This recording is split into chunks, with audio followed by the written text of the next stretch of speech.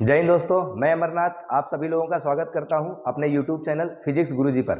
आज हम बात करने वाले हैं क्लास 12th के एक इंपॉर्टेंट चैप्टर जिसका नाम है एटम्स। तो एटम्स में किस टाइप के न्यूमेरिकल्स बनेंगे, क्या पैटर्न रहेगा, हम आज वो डिस्कस करेंगे। चलिए स्टार्ट करते हैं। सभी लोग अपनी अपनी कॉपियां निकाल लो, है ना, और पैटर्न उसको नोट करते जाओ। जैसे पहला क्वेश्चन लिखा है, what is the ratio of radius of the orbits corresponding to first excited state and ground state in hydrogen atom। आपसे पूछा क्या है, आपसे पूछा गया है रेडियस का रेशियो। किसका पूछा है? रेशियो ऑफ रेडियस, मतलब रेडियस का रेशियो पूछा है। कब पूछा है? जब हमारा फर्स्ट एक्साइटेड स्टेट में है और ग्राउंड स्टेट में है। तो पहले ये जानो, फर्स्ट एक्साइटेड स्टेट के लिए n कितना रहेगा? 2। n कितना रहेगा? 2। फर्स्ट एक्साइटेड स्टेट है। ग्राउंड स्टेट के लिए n कितना रहेगा? 1। ये है फर्स्ट एक्साइटेड स्टेट, और ये कौन सा है? Ground state. ये दो चीजें आपको क्लियर हो गई, एक्साइटेड स्टेट और ग्राउंड स्टेट। ठीक है, पूछा क्या है? रेडियस किसका? रेडियस का रेशियो। तो पहले हमें एक फॉर्मूला पता है होना चाहिए, कौन सा? रेडियस और नंबर ऑफ ऑर्बिट में। ठीक है, तो r प्रोपोर्शनल टू क्या होता है? n square. याद आया? ऐसा हमने डेरिवेशन कर रखा है जिसमें r proportional to n square आता था। तो r proportional to n square से सॉल्व करें तो इसको लिख लेते हैं r1 by r2 is equal to n1 by n2 का होल स्क्वायर। मैंने यहां पर n1 जो कंसीडर करा है वो चीज ध्यान से देखना। मैंने n1 लिया है फर्स्ट एक्साइटेड को और n2 लिया है ग्राउंड स्टेट को। तो ये फर्स्ट एक्साइटेड हुआ, ये ग्राउंड हुआ, ये ध्यान रखेंगे ना, मैंने वहां मेंशन कर रखा है। यहां वैल्यूज पुट करें। फर्स्ट एक्साइटेड के लिए n कितना है? 2, और ये कितना है? 1। तो ये इसका होल स्क्वायर कर दिया, कितना आ गया? 4:1। ये हमारा है excited state to ground state. ये देखो यहाँ पे लिखा हुआ है ratio of the orbits corresponding to first excited state and ground state. मतलब ये एक्साइटेड स्टेट है, ये ग्राउंड स्टेट है। आंसर क्या आया? 4:1। पैटर्न समझ आया? क्लियर है? तो छोटा सा क्वेश्चन है, 1 मार्क्स के लिए इंपॉर्टेंट है। Please, is that clear? चलिए आगे आ जाते हैं ना नेक्स्ट पे। अगला क्वेश्चन देखें। नेक्स्ट क्वेश्चन हमारा क्या है? The radius of inner most electron orbit of hydrogen atom is this one. ये रेडियस दिया है इनर मोस्ट का। इनर मोस्ट मतलब हम बात करेंगे किसके लिए? ग्राउंड स्टेट के लिए। तो आर की वैल्यू कितनी दी है? 5.3 इंटू 10⁻11 मीटर।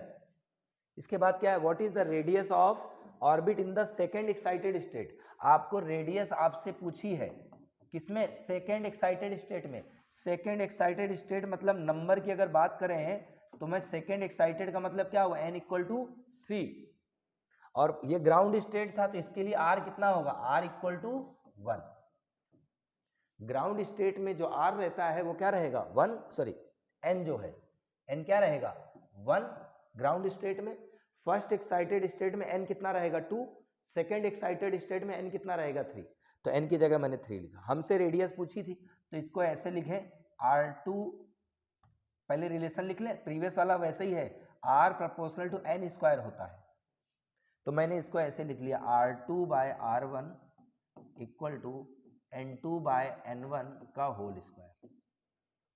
ठीक है, वैल्यू पुट करो तो n2 की जगह कितना है? 3, और n1 की जगह कितना है? 1। तो 3/1 का होल स्क्वायर कितना आ गया? 9। हमसे यहां पर इस बार पूछा है R2 की वैल्यू क्या होगी, तो R1 का मल्टीप्लाई कर दे तो R2 कितना आएगा? तो R2 equal to 9 into R1। R1 की वैल्यू है 5.3 10⁻11। तो रेडियस कितना है? 9 का मल्टीप्लाई, 9 इंटू 3 27, 7 आया, 2 बचा, 9 पर 45, 47, 47.7 इंटू 10⁻11 मीटर। ये आ गया रेडियस। क्लियर है? मतलब बेसिक हमें सिर्फ एक फॉर्मूला याद रखना है। इस पैटर्न का अगर कभी क्वेश्चन आए तो इसमें से दो में से कोई एक चीज दी होगी, एक नहीं गिवन होगी। रेडियस का ध्यान रखेंगे। एन हमारा पता है, ग्राउंड के लिए 1 रहता है, फर्स्ट एक्साइटेड में 2 रहता है, सेकेंड एक्साइटेड में 3 रहता है। इस टाइप से चलेगा। ठीक है, नेक्स्ट पे आ जाए। अगला पैटर्न देखते हैं। अब यहाँ पे एनर्जी का क्वेश्चन है, the ground state energy of hydrogen atom is -13.6। हमें पता है ये कि जो हमारा हाइड्रोजन एटम का जो ग्राउंड स्टेट एनर्जी है वो -13.6 होता है, ठीक है। लिखा है what are the kinetic and potential energies of electron in this state. आपसे पूछा क्या है, काइनेटिक एनर्जी और पोटेंशियल एनर्जी, काइनेटिक एनर्जी और पोटेंशियल एनर्जी पूछा है। दिया क्या है, एनर्जी दिया है ग्राउंड स्टेट पे कितना है, -13.6 इलेक्ट्रॉन वोल्ट, ठीक है। अगर आपको काइनेटिक एनर्जी और टोटल एनर्जी में रिलेशन पता है तो आप सॉल्व कर लोगे। हमें एक चीज पता है, काइनेटिक एनर्जी जो होता है माइनस ऑफ टोटल एनर्जी होता है ना। ये टोटल एनर्जी E1 लिख रहा हूं मैं, क्योंकि इसने किसमें पूछा है, यहाँ पूछा है what are the kinetic and potential energy of electron in this state. इसी स्टेट में, किस स्टेट में, ग्राउंड स्टेट में ही पूछा है कि काइनेटिक एनर्जी क्या होगी, ग्राउंड स्टेट में पूछा है पोटेंशियल एनर्जी क्या होगी। तो काइनेटिक एनर्जी का फॉर्मूला होता है माइनस ऑफ टोटल एनर्जी, तो मैंने यहाँ लिख दिया kinetic energy equal to minus है और टोटल एनर्जी ऑलरेडी माइनस है 13.6, तो माइनस माइनस क्या हो गया प्लस। काइनेटिक एनर्जी हमेशा पॉजिटिव होती है, ध्यान रखना। तो वैल्यू क्या आ गई 13.6 इलेक्ट्रॉन वोल्ट। इंपॉर्टेंट ये नहीं है कि आपको एक क्वेश्चन आ गया, इंपॉर्टेंट ये है कि आपको ये फॉर्मूला आना चाहिए। काइनेटिक एनर्जी और टोटल एनर्जी दोनों क्या होते हैं, इक्वल और अपोजिट। जितना काइनेटिक होगा उतना ही टोटल होगा, बट माइनस साइन के साथ। अब आते हैं पोटेंशियल एनर्जी की बात करें, तो पोटेंशियल एनर्जी क्या होगी, तो पोटेंशियल एनर्जी को हम क्या लिखते हैं, पोटेंशियल और काइनेटिक का रिलेशन कुछ अगर याद हो, 2 टाइम्स टोटल एनर्जी, कंफर्म है 2 टाइम, अदरवाइज आप रिलेशन बना सकते हो या तो याद रखो, ठीक है। तो मैंने यहां लिख दिया पोटेंशियल एनर्जी इक्वल टू, आप लोग एक बार चेक कर लो फॉर्मूला। तो पोटेंशियल एनर्जी आएगा हमारा माइनस ऑफ 2 का मल्टीप्लाई करो 12 आया, 1 बचा, 2 3 6 7 हुआ, आधा 1 कम 2 हुआ, बराबर है 27.2 इलेक्ट्रॉन वोल्ट। एक बार चेक कर लो रिलेशन सही है कि नहीं, ठीक है। तो आपको रिलेशन याद रखना, अदरवाइज आप रिलेशन मैंने बता रखा है, आप पहले वाले लेक्चर को देख लेना, एटम्स वाले चैप्टर में मैंने आपको रिलेशन बता रखे हैं, याद भी कर सकते हो आप उन्हें, और डायरेक्ट या तो सॉल्व कैसे करते हैं वो भी मैंने वहाँ बता रखा। तो ये आ गया हमारा दूसरा। आंसर में लिखते समय याद रखना यूनिट जरूर लिखें, ठीक है। यूनिट क्या है, electron volt, electron volt. Potential energy negative आती है, टोटल एनर्जी नेगेटिव आती है, बट काइनेटिक एनर्जी पॉजिटिव आती है ना, ठीक है। नेक्स्ट पे आते हैं, अगला क्वेश्चन देखें। जैसा ऐसा पैटर्न बता रहा हूँ, इन्हीं पैटर्न के क्वेश्चन आपको हर हाल में आने चाहिए, ठीक है। इसी पैटर्न पे क्वेश्चन पूछे जाते हैं। अगला क्वेश्चन देखें क्या लिखा, in hydrogen atom an electron undergoes transition from second excited state to first excited state. Second excited state का मतलब क्या हुआ, n इक्वल टू कितना ले हम 3, और फर्स्ट एक्साइटेड स्टेट का मतलब कितना हुआ, इसको मैं n1 ले लूँ, इसको n2 ले रहा हूँ ना, इसके लिए n कितना हुआ, फर्स्ट एक्साइटेड मतलब n इक्वल टू 2, क्लियर है। तो इलेक्ट्रॉन कहाँ से आ रहा, थर्ड से सेकंड पे, and then to ground state, इसके बाद सेकंड से किधर जा रहा, आगे वाला जो नंबर है मैं इसको ले रहा हूँ ग्राउंड स्टेट, मतलब n इक्वल टू 1, मतलब पहले इलेक्ट्रॉन हमारा 3 से 2 जाएगा, फिर 2 से 1 जाएगा। ये 2 प्रोसेस होंगे, पहले 3 से 2 जाएगा, फिर 2 से 1 जाएगा, क्लियर है। अच्छा, इसके बाद क्या बोला है, identify the spectral series to which this transition belongs, कि कहाँ कहाँ बिलोंग करते हैं। तो अब ये याद करो 2 और 3 की बात कर रहा, तो n जिसमें 2 रहता हो और बाद वाला जो है हायर वाला वो 3 रहता हो, याद करो किसके लिए, लाइमन में n1 कितना था 1, n2 कितना था 2, बराबर है। बामर में n1 कितना था 2 और n3 कितना, n2 कितना था 3, याद आ गया। देखो मैंने आपको सीरीज बताई थी, लाइमन, बामर, पास्चन, ब्रैकेट, पीफन। इसमें n1 जो रहता है और जो n2 रहता है, n1 यहाँ 1 रहेगा, यहाँ 2 रहेगा, यहाँ 3 रहेगा, यहाँ 4 रहेगा, यहाँ 5 रहेगा। n2 यहाँ पे जो रहेगा वो 2 रहेगा, ये 3 रहेगा, ये 4 रहेगा, ये 5 रहेगा, ये 6 रहेगा। इसके आगे भी चलते हैं 2 3 4 ऐसा भी चलता है, लेकिन अगर इनको कंपेयर करें तो कुछ ऐसा रहता है। आपसे क्या बोला है, तीसरे से थर्ड वाले से, यानी कि सेकंड एक्साइटेड स्टेट से फर्स्ट एक्साइटेड में आया था, तो यही बन रहा है ना, सेकंड से, ये सेकंड एक्साइटेड से फर्स्ट एक्साइटेड स्टेट में आया, तो हमारी पहली सीरीज तो हो गई बामर सीरीज।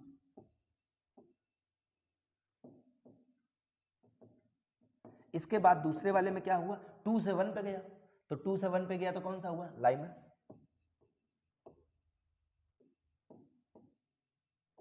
बोलो समझ आया कि नहीं।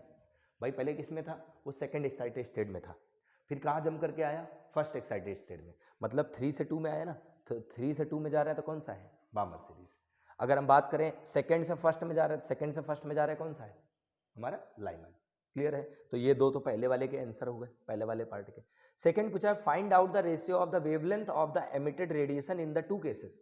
अब आपसे वेवलेंथ पूछा है इसके केस में भी और इसके केस में भी, वेवलेंथ तो कैलकुलेट करना आता है, वेवलेंथ कैलकुलेट कर लेते हैं। लाइमन सीरीज की बात कर रहे हैं तो फॉर्मूला होता है 1 lambda equal to R bracket of 1/n1 square minus 1/n2 square, ये होता है फॉर्मूला। अगर मैं लाइमन की बात करूंगा तो ये लिख दूंगा लाइमन सीरीज, आर को आर लिखो, n1 कितना रहता है लाइमन में 1, n2 कितना रहता है 2। देखो लाइमन में यही दिया हुआ है 1 और 2, ये देखो लाइमन बाद वाला था 1 और 2। ठीक है, वैल्यूज पुट करो, आंसर आएगा। अच्छा आंसर अपन अगर आर के टर्म्स में लिखेंगे तब भी आंसर सही माना जाता है, ध्यान रखेंगे ना। ये 1/1 हो गया माइनस 1/4 हो गया, तो आर को आर लिखा, एलसीएम कितना आया 4, क्रॉस मल्टीप्लाई 4 माइनस 1 कितना आ गया ये, बराबर 4 इधर गया 1 इधर आया, 4 माइनस 1 तो कितना आया 3r/4। हमें क्या लैम्डा लाना था तो रेसिप्रोकल कर दो, तो लैम्डा कितना आ जाएगा 4/3r, ये हो गया आंसर। ऐसे ही बामर के लिए निकालते हैं तो क्या आता है लैम्डा 1/लैम्डा फॉर बामर सीरीज, ये अलग है ना, ये बामर सीरीज के लिए क्या होता है are bracket of n1 square, तो बामर सीरीज में n1 कितना रहता है 2 माइनस n2 कितना रहता है 3, सॉल्व करो इसे, आर को आर लिखा, ब्रैकेट ऑफ 1/2 का स्क्वायर 4, 3 का स्क्वायर 9, आर को आर लिखा, एलसीएम 9 इंटू 4 कितना हुआ 9 इंटू 4 36, और 9 इधर 4 इधर, तो 9 माइनस 4 कितना आया ये हमारा, ये आया ऊपर हमारा 5r/36, ये आया 1/लैम्डा बी। तो हमें तो बामर सीरीज का वेवलेंथ निकालना था ना, तो रेसिप्रोकल कर दो, उल्टा हो गया, कितना आया 36/5r। मैं क्या बता रहा हूँ, अगर आप आंसर लैम्डा के टर्म्स में मतलब आर के टर्म्स में रखोगे तभी आपका आंसर करेक्ट माना जाता है, जरूरी नहीं आप वैल्यू रखो। बाकी अगर कभी लगे तो 10⁻7 ही रखना है बस, तो 4/3 अलग कर देना, 4/3 हमारा होता 1.33, ये होता ना 1.33 या 1.34, 10⁻⁻7 है, ऊपर गया 10⁻+7 मीटर। यहाँ 36/5 कर दो, कितना हुआ 5 7 35, एक बचा, बराबर है, 0 बढ़ा दो 5 दूनी 7.2 और 10⁻7 मीटर। बोलो क्लियर है, ठीक है। तो आप ऐसे डायरेक्ट लिख सकते हो, ऐसा नहीं, बाकी आंसर आप आर के टर्म्स में लिखो, कोई दिक्कत नहीं है, ठीक है। पैटर्न समझ आ गया ये वाला। अगले पे आते हैं, नेक्स्ट क्वेश्चन देखो क्या लिखा हुआ है। अच्छा ये बिल्कुल वही क्वेश्चन है, इसमें बस थोड़ा चेंजेस है शायद। In hydrogen atom an electron undergoes transition from third excited state to second excited state. पहले कितना लिया है, थर्ड लिया है, एन हमारा कितना है 3, फिर सॉरी थर्ड एक्साइटेड है ना 4, कहाँ पे गया है सेकंड एक्साइटेड, मतलब एन कितना लिया है 3। अब याद करो 3 से 4 वाला कौन सा केस है, लाइमन बामर पास्चन, याद आएगा, ये कौन सा हो गया पास्चन सीरीज, क्लियर है। इसके बाद क्या बोला है second excited and then to the first excited, अब इससे फर्स्ट में जा रहा है, एन कितना आ गया 2, अब 2 से 3 वाला कौन सा है, बामर वाला केस है, लाइमन फिर बामर सीरीज ध्यान रहेगी, सिंपल सा है। इसके बाद बिल्कुल वैसे ही find out the ratio of wavelength of the emitted radiation in the two cases, same question है, बस सीरीज अलग है, एक तो बामर है बट एक हमारी दूसरी हो रही है पास्चन, क्लियर है, कर लेंगे सॉल्व, ट्राई कर लेना, हो जाएगा, ठीक है। नेक्स्ट पे आते हैं,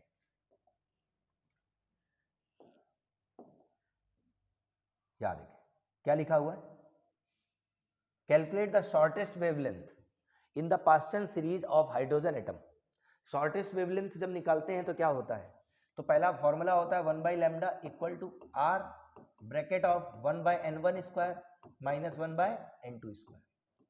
पास्चन सीरीज की बात कर रहा, तो 1/लैम्डा, यहाँ पास्चन के लिए पी लगा देते, आर को आर लिखो, n1 लाइमन बामर पास्चन कितना आया 3, माइनस जब कभी शॉर्टेस्ट वेवलेंथ बोले तो n2 क्या हो जाता है इन्फिनिटी, जब कभी शॉर्टेस्ट वेवलेंथ बोले तो n2 क्या हो जाता है इन्फिनिटी, इन्फिनिटी मतलब 1/इन्फिनिटी मतलब 0, तो r को r लिखो, ये हो गया 3 का स्क्वायर 9, मतलब हमारे लैम्डा की वैल्यू वेवलेंथ जो आ रहा कितना है 9/r, कितना है 9/r, वैल्यू रख दो 9 को 9, r की वैल्यू होती है 1.01 10 की पावर -7।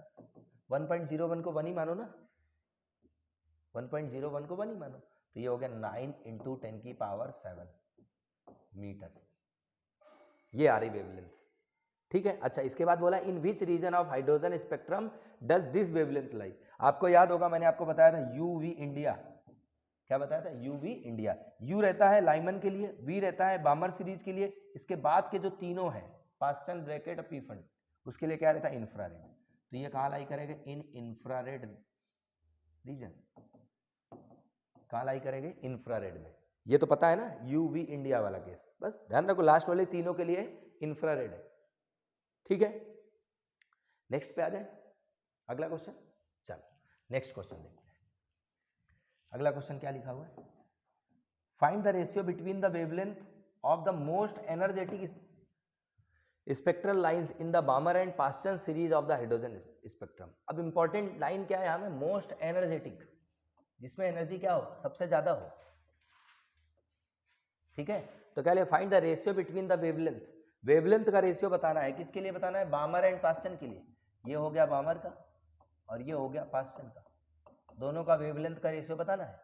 कब बताना है, between the wavelength of the most energetic spectral lines. Most energetic spectral lines का मतलब होता है इंफिनिटी वाला केस, शॉर्टेस्ट वेवलेंथ वाला केस। ठीक है, तो हम फॉर्मूले में फाइनली ये लिख सकते हैं, अगर मैं बामर सीरीज की बात करूंगा, lambda for Balmer equal to R bracket of 1/n1 square, मैं पहले फॉर्मूला लिख देता हूं, लाइमन बामर, बामर के लिए कितना होता है 2 स्क्वायर माइनस ये कितना होगा इन्फिनिटी, मोस्ट एनर्जेटिक के लिए क्या होता है हमारा, जो हमारा n2 रहेगा वो क्या रहेगा इन्फिनिटी। इसको सॉल्व करो तो r रहेगा, 2 का स्क्वायर क्या हुआ 4, 1/∞ 0 हो जाता है। ठीक है, तो लैम्डा की वैल्यू कितनी आई बामर के लिए 4/r, इसको होल्ड कर लो।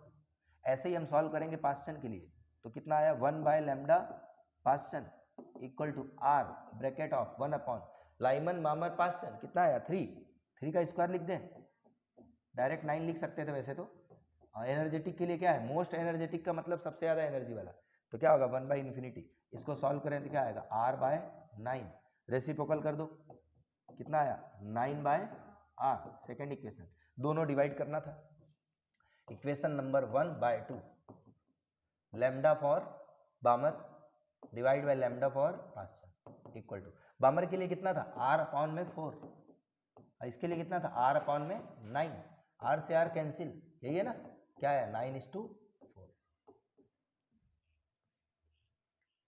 समझ आया। तो इंपॉर्टेंट क्या है, कभी ये याद नहीं रहता कि मोस्ट एनर्जेटिक वेवलेंथ का क्या मतलब हुआ।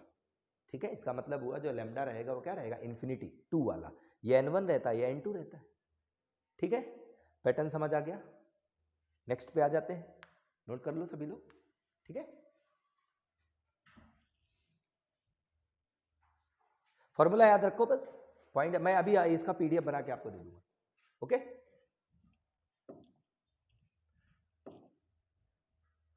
हाँ जी, क्या लिखा हुआ है, calculate the wavelength of the electron orbiting in the ground state of hydrogen atom. Ground state पे अगर हमारा हाइड्रोजन एटम घूमेगा तो आपसे क्या पूछा है, कैलकुलेट द वेवलेंथ, वेवलेंथ मतलब लैम्डा आपको सॉल्व करना है। कब सॉल्व करना है, जब इलेक्ट्रॉन कहाँ ग्राउंड स्टेट में जा रहा, तो ग्राउंड स्टेट में भाई साहब एनर्जी कितनी होती है -13.6 इलेक्ट्रॉन वोल्ट, ये होती है।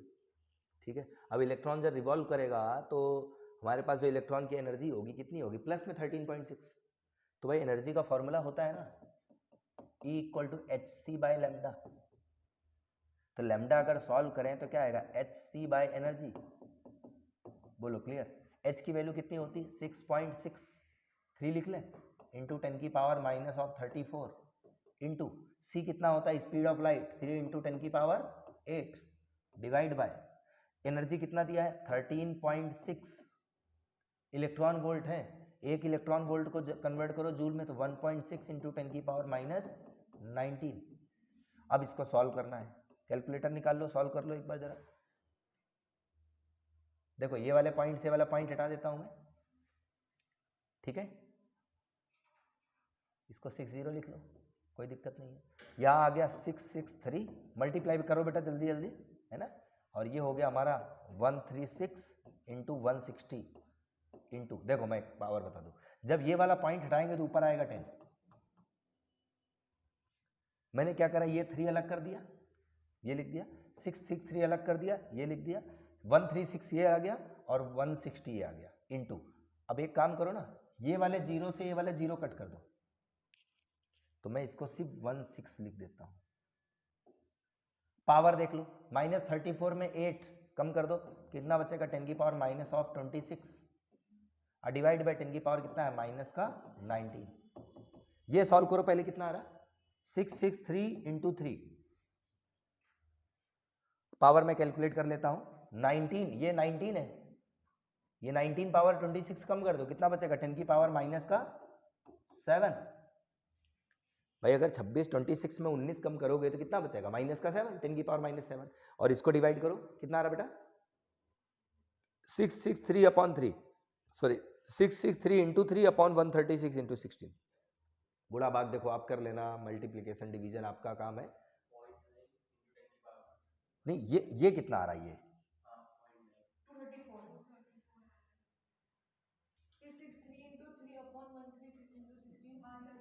कितना रहा, 230।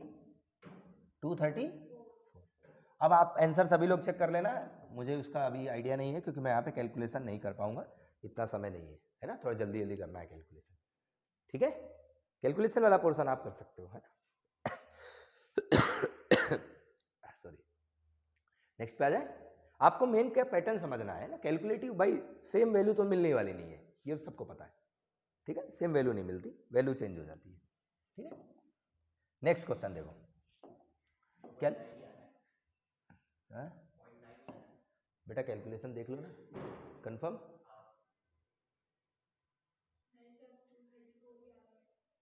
मैं बताता हूँ ना, देखो अगर इसको कैलकुलेट करते हैं, ये 3, ये मैं 15 मार रहा हूँ, 15 मान लो, 3 पे 15 हो गया, 5 इधर आया है ना, 2 मिनट रुकना, ये 650, ये 136, 5 से अगर कैंसिल करूँ इसको तो कितना आता, एक बार जाता, फिर 3 बार जाता, फिर 3 बार मान लेता हूँ मैं, और 136 आ रहा, 0.9 ही आ रहा बेटा,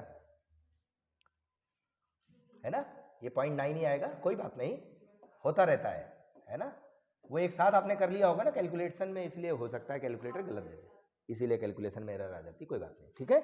मैंने अप्रॉक्स करा है, अप्रॉक्स के हिसाब से आ रहा है, ठीक है।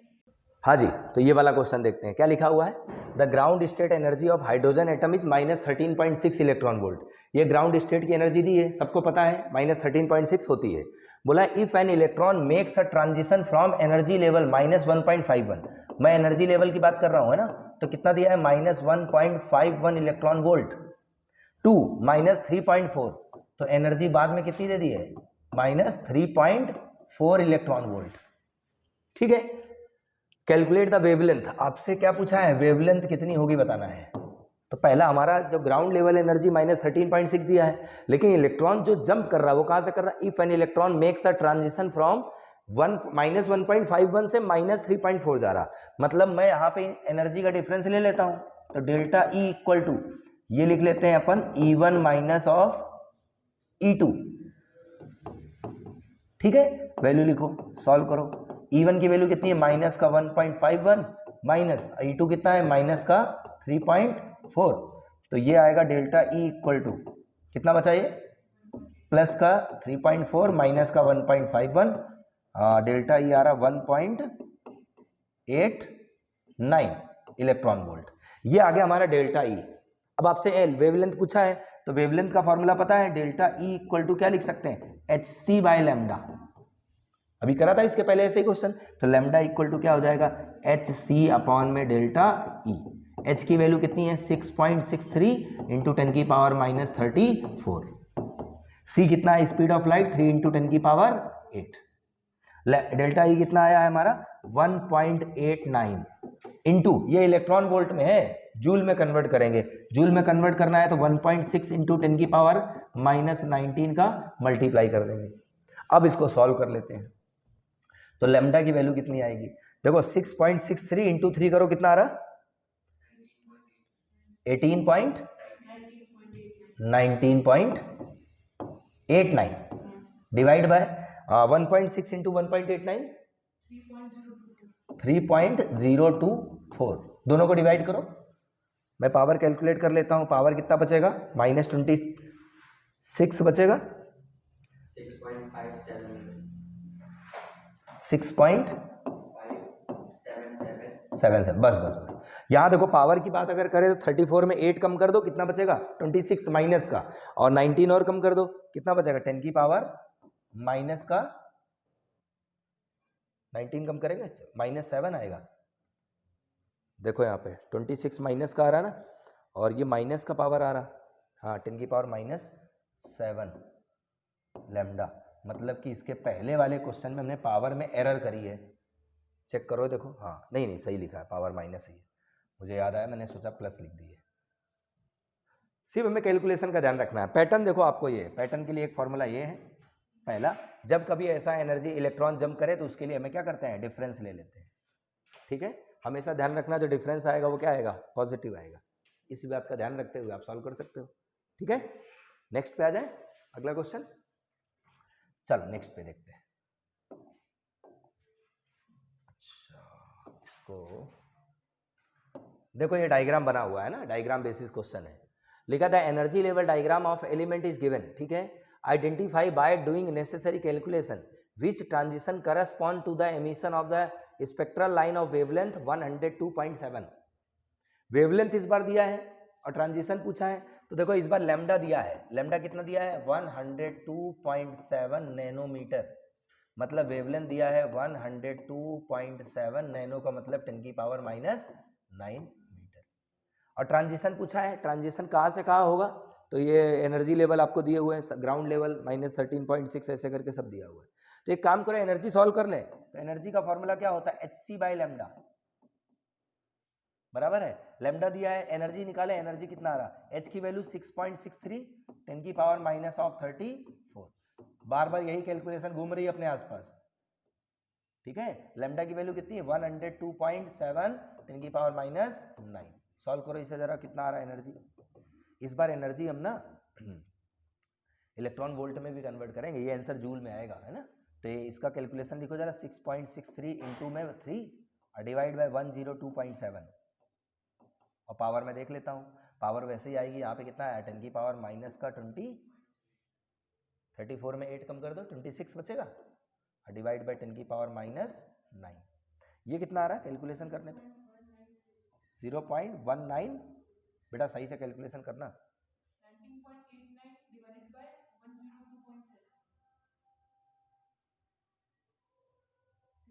19.89 आ रहा, क्षेत्रिक 18 नहीं आएगा, क्षेत्रिक 18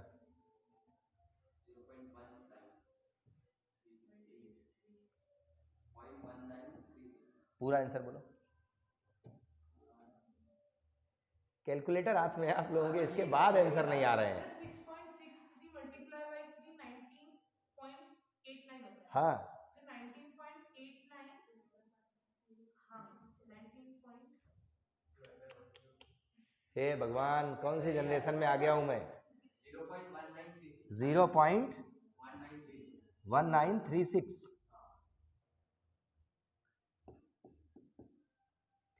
मान लेता हूं मैं अभी, तो 10 की पावर कितना बचेगा भाई, -9 कम कर दो, यहाँ पे -26 में कितना बचेगा, 9 ऊपर गया +9 हो गया, 26 में से 9 कम करो, कितना बचा -17, ये आ रहा एनर्जी, लेकिन ये जूल में आंसर आ रहा, हमें पहले इसको इलेक्ट्रॉन वोल्ट में दिया है ना, तो इलेक्ट्रॉन वोल्ट में कन्वर्ट करो, तो एनर्जी का कितना वैल्यू बताया मैंने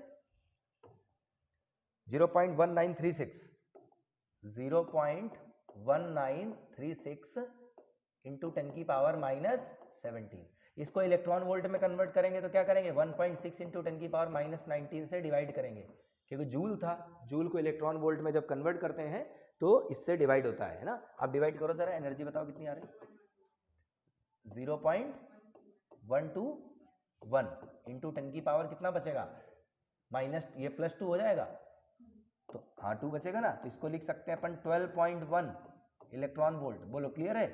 तो एनर्जी तो ये आ रही, ट्रांजिशन पूछा था कहाँ से कहाँ होगा, देखो भाई 12.1 लाना है, 12.1 है ना, देखो यहाँ पर कितना है 12.1 लाना है। 12.1 कैसे ला सकते हैं, तो -13.6 में से किसको सब्ट्रैक्ट करें कि 12.1 आए।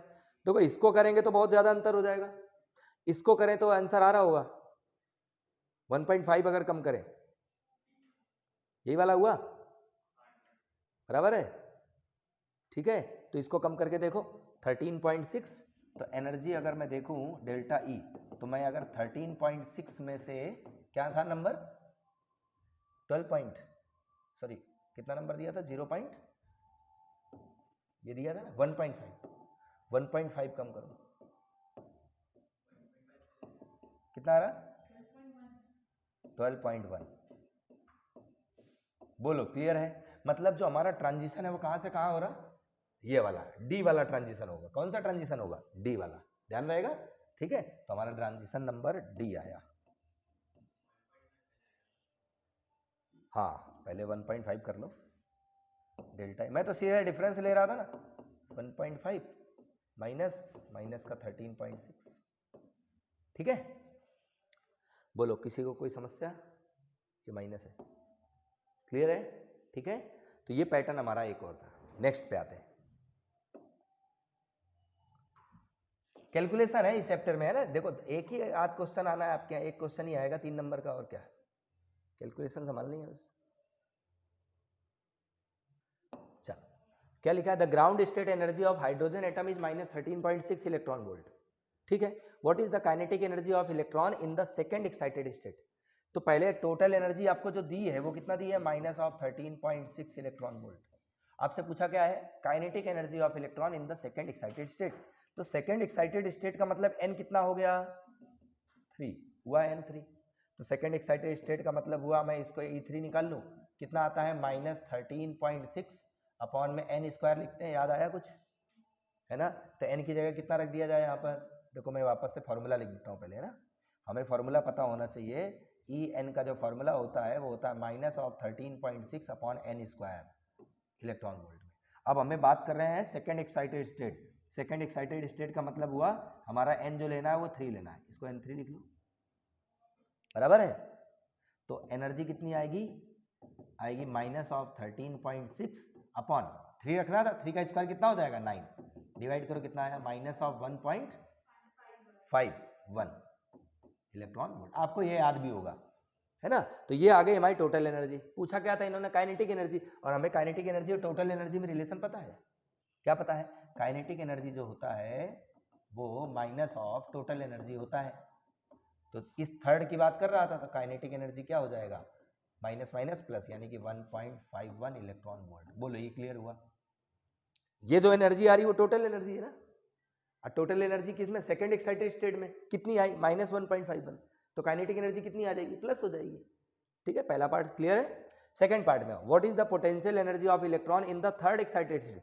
अब थर्ड एक्साइटेड स्टेट में एनर्जी निकालो, तो total energy in third excited state, third के लिए n कितना होगा 4, थर्ड के लिए n कितना होगा, एक्साइटेड स्टेट है ना, कितना आया -13.6 डिवाइड बाय 16 कितना आया -0.85 आता है आई थिंक, बराबर है। अब हमें टोटल पोटेंशियल एनर्जी और टोटल एनर्जी में रिलेशन पता है, बताओ कितनी होती है। पोटेंशियल एनर्जी इक्वल टू हम क्या लिखते हैं 2 इंटू टोटल एनर्जी, यही आता है। तो पोटेंशियल एनर्जी कितना आ जाएगा 2 इंटू 0.85 माइनस का कितना आया -1.70 इलेक्ट्रॉन वोल्ट आ गया अभी पोटेंशियल एनर्जी भी। बोलो क्लियर है ना इतना। चलो इसके आगे तीसरा पार्ट भी दिया था। तीसरा पार्ट क्या है, बोला if the electron jumps to the ground state from the second excited state, कहां से कहां जंप कर रहा, if the electron jump to the ground state from the second excited का मतलब हुआ n इक्वल टू 3 से कहां जंप कर रहा है n equal to 1। Calculate the wavelength. अब बताओ 3 और 1 वाला रिलेशन कहां से कहां जंप कर, if the electron jump to the ground state from the second excited state, 3 से 1 कौन सा है, calculate the wavelength of spectral series spectral line emitted, 3 और 1 वाला रिलेशन है कोई, पास्कल वाला, पासन वाला, कैसे आएगा पासन वाला, electrons jump to the ground state from the second excited state, calculate the wavelength. Wavelength की वैल्यू बतानी है। वेवलेंथ कैसे निकालेंगे? वेवलेंथ हम एच बाई लैम्डा से निकाल सकते हैं। एनर्जी भाई यार देखो, एक काम करो, एनर्जी का फॉर्मूला क्या लिखा मैंने, याद देखो, हमने लिखा सेकेंड एक्साइटेड स्टेट मतलब E3, बराबर है। कहां जंप कर रहा? ग्राउंड स्टेट में। ग्राउंड स्टेट मतलब क्या हुआ? E1, बराबर है। इसको hc बाई लैम्डा नहीं लिख सकते? बोलो, थर्ड से फर्स्ट में आया ना, मतलब सेकेंड एक्साइटेड से ग्राउंड स्टेट, दोनों का डिफरेंस कितना हुआ? 13.6 में से E3 कितना आया था? E3 कितना आया था? 1.51 कम करो, 13.6 में 1.51 कम करो, कितना आ रहा? 12.1 आ रहा, बराबर है ना? हाँ, तो यहाँ आ रहा है हमारा एनर्जी का difference 12.09 equal to hc by lambda.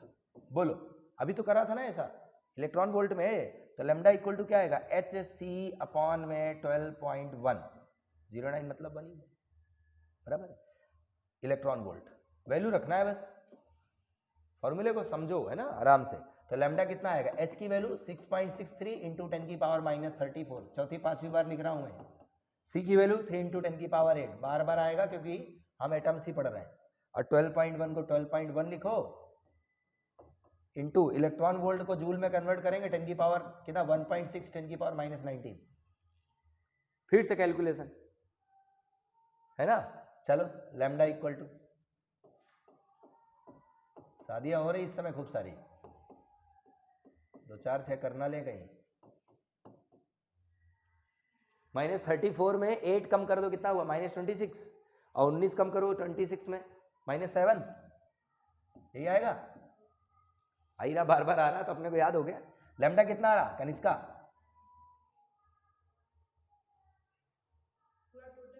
Total देख लो आप लोग, कैलकुलेशन नहीं आ रही क्लास में। 1 पॉइंट पक्का 02 इंटू 10 की पावर -7 मीटर, ये वेवलेंथ आ रही है। बोलो, पैटर्न समझो, इस पैटर्न से बाहर नहीं जाएगा, इतना गारंटी, ज्यादा करने की जरूरत नहीं है।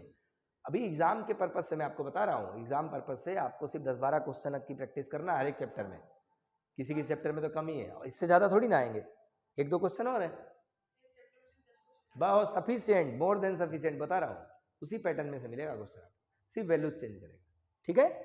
नेक्स्ट पे आ जाए, आप ये चेक कर लेना भाई, सब सभी लोग, है ना, जितने मेरे ऑनलाइन वाले बैठे हुए हैं, वो लोग एक बार देख लेना। चलिए, एक क्वेश्चन क्या लिखा हुआ है?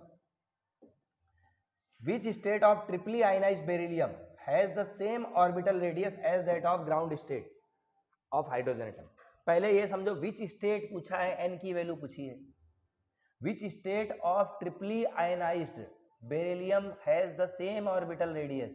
ट्रिपली आयनाइज्ड की बात कर रहा है ना, तो इसको मैं क्या दे दूं? N2 दे देता हूं।